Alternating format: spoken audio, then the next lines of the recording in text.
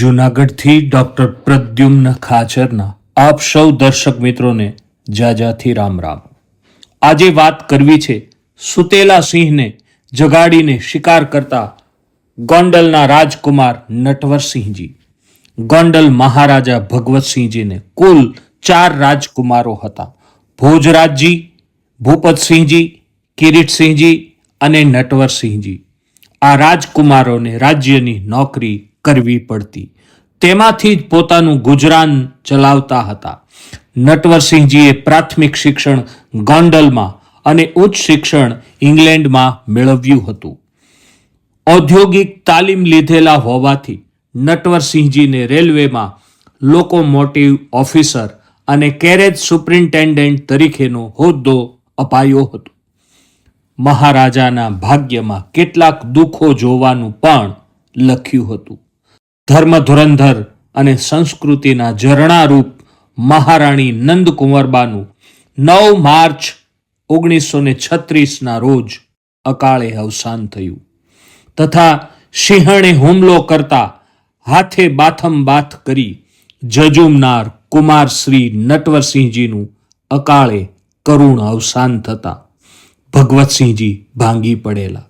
પણ માણસ કહે છે ને, ક્યાંક તવાવું, ટીપાવવું, ઘસાવવું એ જ સદગુણી માણસની સુવર્ણમયા સ્વભાવની કસોટી છે.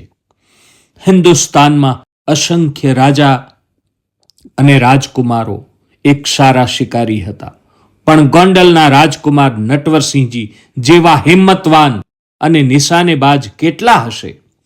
નટવરસિંહજી કદી માછડો બાંધીને શિકાર કરતા નહીં. સુતેલા સિંહને હાકલો કરીને અથવા પથ્થર ફેંકીને ઉઠાડીને સિંહનો શિકાર કરતા હતા.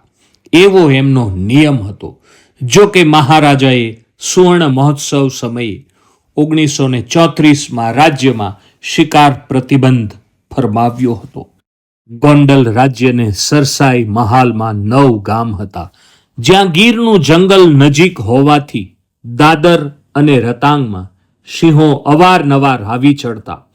ગીરના જંગલમાં સિંહનો શિકાર કરવાની જૂનાગઢ નવાબ મહાબત ખાનજી ત્રીજાની કડક મનાઈ હોવાથી આ વિસ્તારમાં હાકોટા કરી ભગાડીને સિંહને લવાતા કે મારણ બાંધી પણ લલચાવતા હતા. દાદરમાં એક સિંહણ ગાંડી તૂર થઈ વિફરી ગઈ હતી.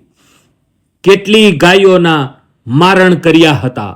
ફરિયાદ ગોંડલ રાજમાં આ પહોંચી તે તરત જ રાજકુમાર નટવરસિંહજી એકલા હાથે સિંહણનો શિકાર કરવા ઉપડી ગયા. એ તારીખ હતી 26 ઓક્ટોબર 1937. આ દિવસે રાજકુમાર નટવરસિંહજીએ દાદર અને મિયાવડલા ગામની પાસે સિંહણ ઉપર ગોળી છોડી ત્યાં તો સિંહણે ખુરાટ બની હુંકારો કરી રાજકુમાર પર હુમલો કર્યો અને પંજો મારીને પાડી દીધા. બંને બાથમ બાથ આવ્યા અને નટવરસિંહજીના આંતરડા બહાર નીકળી ગયેલા. પણ છતાં તે ભાનમાં હતા. હોંકળાના કિનારે જઈ આંતરડા પાણીમાં ધોઈ સાફ કરી પાછી ભેટ વાળી બાંધી દીધા. એમ નજરે જોનારા લોકો આજથી 30 વર્ષ પહેલા વાતો કરતા એ વાતો સચવાયેલી છે. નટવરસિંહજીની સાથે બીજા 3 વ્યક્તિ એ હતા પસાયતા ઘોઘાભાઈ અને રતાંગના હજામ નાનજીભાઈ. ત્રીજા મોણપરીના પસાયતા ચકુભાઈ.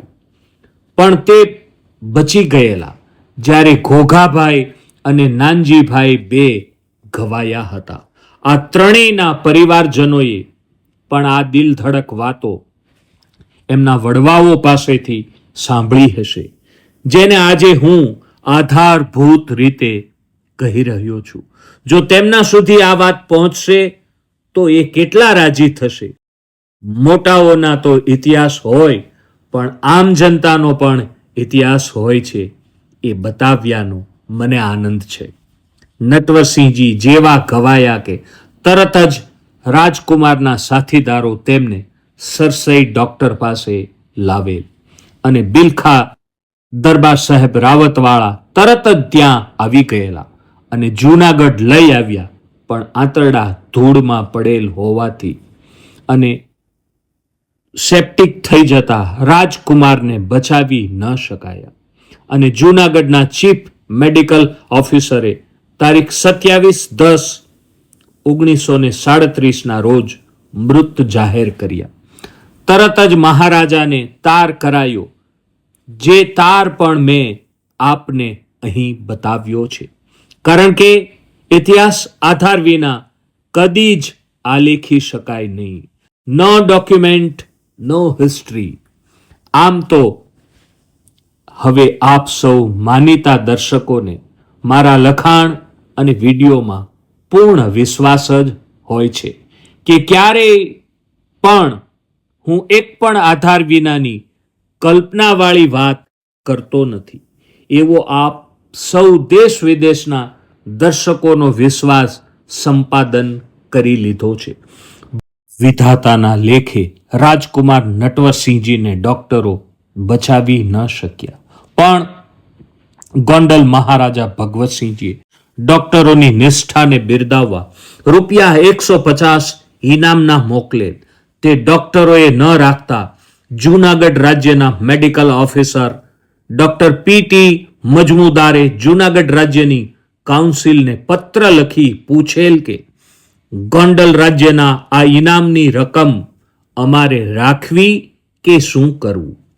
એ જમાનાની કેવી નીતિમત્તા હતી. ઇનામની રકમ પણ રાજ્યને પૂછીને જ લેવી. વાહ ખાનદાની પ્રમાણિકતા અને નેક દિલ ડોક્ટરની. આવી વાતો આપણે ઇતિહાસમાંથી જ્યારે સાધાર જાણીએ છીએ ત્યારે ખરેખર આપણને ગર્વ થાય છે કે એક વખત આ કાઠિયાવાડમાં કેવા નેક દિલ ઇન્સાન વસતા હતા. આજે આવું ઓછું જોવા મળે છે. એ આ યુગની જાકમ જોળની અસર છે. આ દિલ ધડક હોનહાર ઘટના તથા રાજકુમાર નટવરસિંહજીની યાદમાં ગોંડલ રાજ્યના ખોખરી ગામના, જે ખોખરી ગામને આજે શિવરાજગઢ કહીએ છીએ, ત્યાંના પટેલ ઓઘડભાઈ ભૂરાભાઈ માદળિયાએ એક વિરહ રાસ રચ્યો હતો. જે વિરહ રાસમાંથી પણ આ દિલ ધડક ઘટનાની સાક્ષી મળે છે. નટવરસિંહજીની યાદમાં રચાયેલા આ વિરહ ગીતના શબ્દો કંઈક એવા હતા.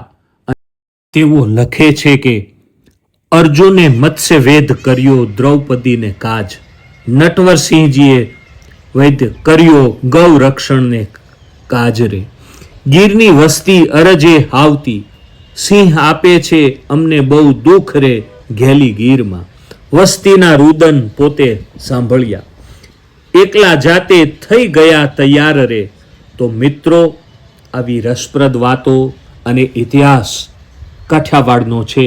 જો આપ સમય લઈ સાંભળો તો આપનું માથું જરૂર ઊંચું રહેશે. બસ મને તો અનહદ આનંદ છે. આવી વાતો દફતરોના પોટલા ખોળી ખોળીને આપની સન્મુખ મૂકી છે. એ કોક દિવસ જરૂર કામમાં આવશે એવો વિશ્વાસ છે.